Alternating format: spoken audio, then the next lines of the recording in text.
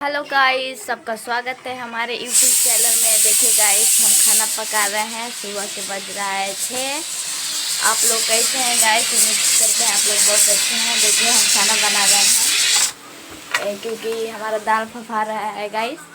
आप लोग कमेंट करके बताइएगा आप लोग कहाँ से हैं गाइस। हम बिहार से हैं। आपको बिहार का कुछ लुक देखना है तो हमको लाइक करिए, फॉलो करिए, कमेंट में ज़रूर बताइए कि हम किस तरह के आपको चीज़ दिखाएं।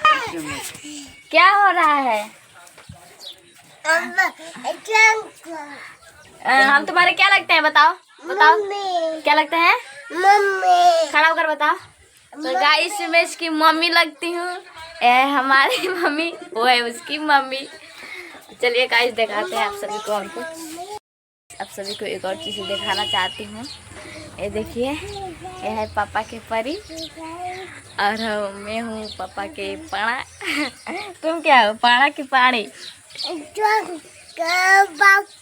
कहा हेलो गाइस, कहा अब गोदी पर आओ।